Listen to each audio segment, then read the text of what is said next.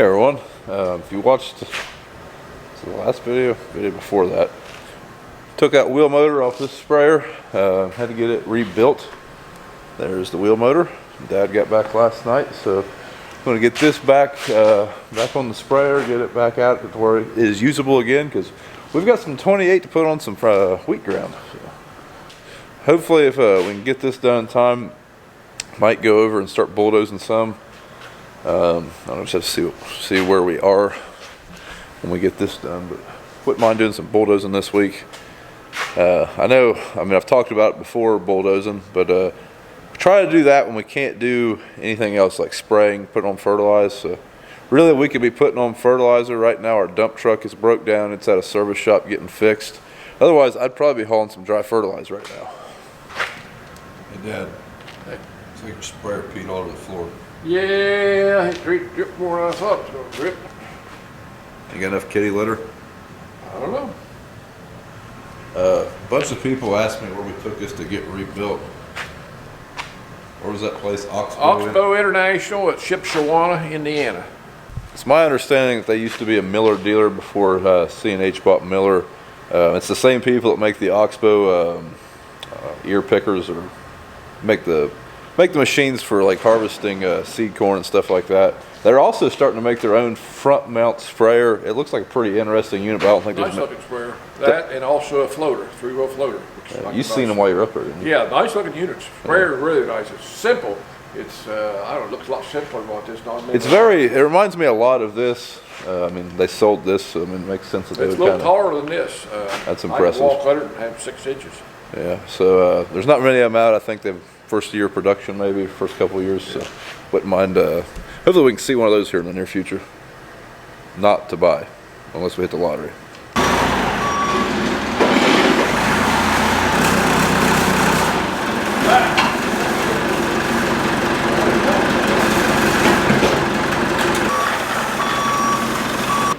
We gotta take it back out.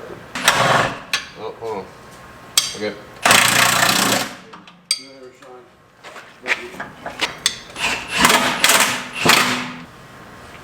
Bottom? Might have screwed up. That's telling the world about our mistakes. Okay.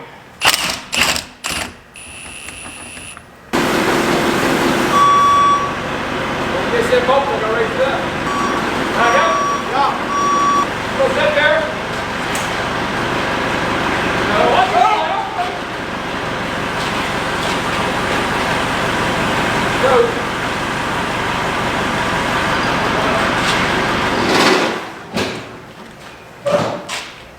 Our boo-boo was we forgot to put these hydraulic fittings on there.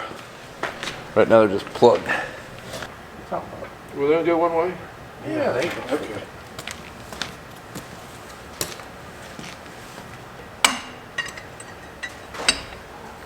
I wish they'd give me new O-rings.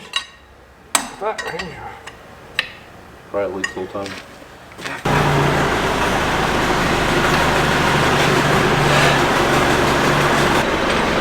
Hold on.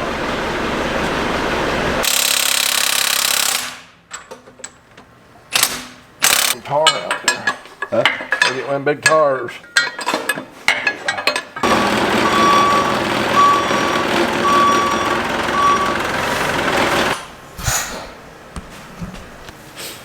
Can't wait. We got the wheel motor back on. One thing we tried to do every winter is put these floater tires on the sprayer.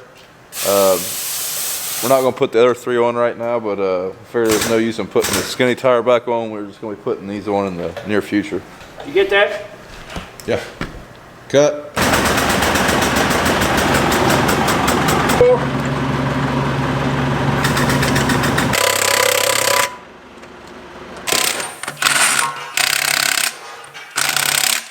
NASCAR tryout. Yeah, Blocks are treated. Yeah, let down. Huh? Yeah, let down. Got some rust prevention on the jack. Yeah, you got worry about it rusting out anymore. Aluminum, hell, it ain't gonna rust. Aluminum. Let down. I want you to see you figure out how to let down.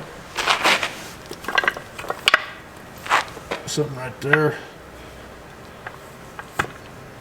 Looks like a finger pincher. It is a finger pincher. There's a Yeah, I ain't doing it with one hand. Oh, Jesus, God. It's like you squeeze that right there, don't you?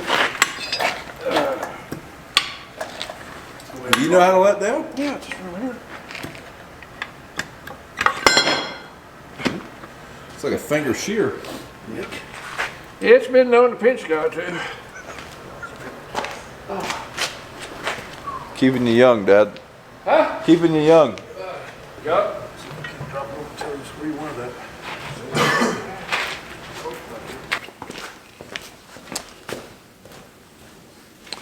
Well stained.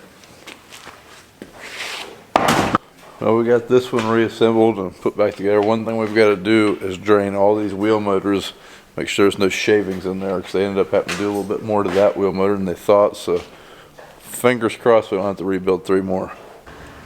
Hammer to hit it in there? Yep.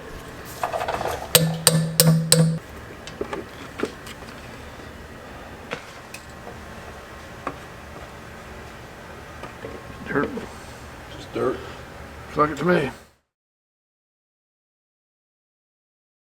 I kind of thought maybe we were going to finish changing those tires today, but I didn't realize we have to wait on some oil filters. We need to change all the hydraulic fluid before we move that sprayer is kind of what that place recommended to us. So I'm going to do that before we finish changing the tires. Hopefully do that here in the next couple of days. That way we can have that sprayer ready to go and top dress some wheat. But right now we're going to start some bulldozing. It's pretty late in the evening. We've had just a bunch of little odds and ends things going on that's kind of killed the day. But going to start bulldozing. I'm going to start burning the grass off this field. It's about 6:15. I think you have to wait till 6 this time of year before you can burn. I'm not real sure. It just happens to be this late in the day, and that's why we're waiting. We started clearing this stuff off here last year. A lot of grass growing over it. That's why we're burning this off, just so we can see what kind of debris is still on the ground. So I'll go over here and burn that off. Dad's pushing these stumps right here, just across the driveway. We're going to let them decay on this bank. A couple of years they should be pretty well composted. I mean, there's not much left of them now. I don't think they'll burn. When I'm doing this kind of stuff, burning debris and whatnot, road flares, that's where it's at. Stuff burns great. I mean, it is great for this kind of stuff. Just walk along, stick it in some brush like this, and boom, you have fire. And they burn for quite a while.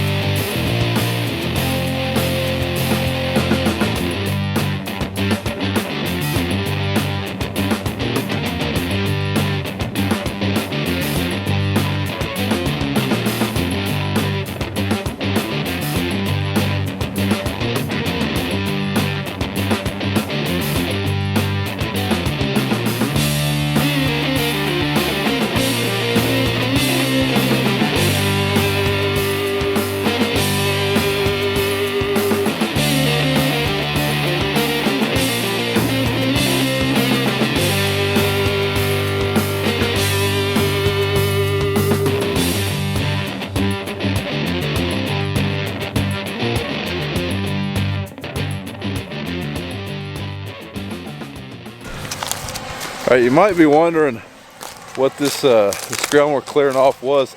This was a pine sand, a paper company used to own this land. When they owned it, they had this as a test plot. They were just testing various different kinds of pine trees not native to this area. When we got this property, my father used to farm this a long time ago, back in in the 60s and 70s. And he actually farmed this field, so we knew it was flat ground. We knew what was inside of it. So one of the first things we did was have these trees cut. They were all dying anyways. The pine stand had not been properly maintained, so all the trees had disease, and they're just falling over. So we cut them, and yeah, that's what we're left with. And yeah, hopefully we can get this in production this year and get something out of it. If you've never cleaned up ground like this, kind of a tedious process. We use the excavator and dozer to get all the stumps and stuff out like we're doing. Then after that, you're basically just left with sticks everywhere. This has already been going over with a box scraper to kind of drag, or and a root rake to kind of drag up all those sticks. But you just end up, you have to go over it several times, and eventually what we'll do, we'll just drive a side-by-side back and forth, picking up every little thing we see. This fire is burning. It's not going to burn hot enough to burn up these little logs, little pieces of root.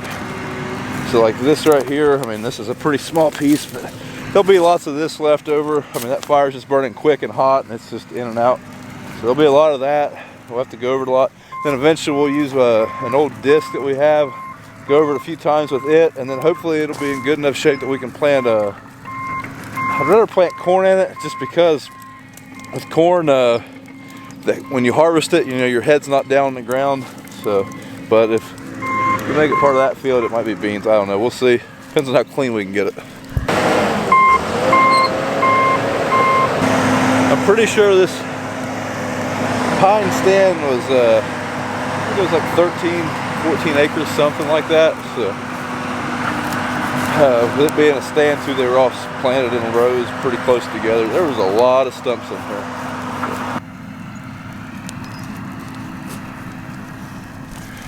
Whenever I started this fire line, I really wasn't too worried about getting out of control. As you can see over there, there's a mound of stumps. We actually basically just made a windrow of stumps that goes the whole length of this field. So I kind of just figured the wind would hit that mound of stumps and then it'd pretty much die out. It seems to be what it's doing. So wind was just about perfect to do what I was wanting to do, clear this side of the field off. And yeah, looked pretty good. Now if we just had all the pieces of debris and stumps, roots, and it was all smoothed down and ready to plant, we'd be in business.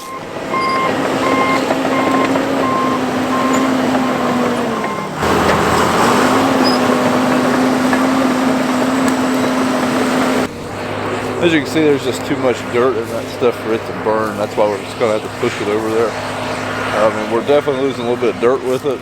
Most of us were pulling stumps up there, and they're pulling up a lot of dirt with it too. There's not much we can do about it.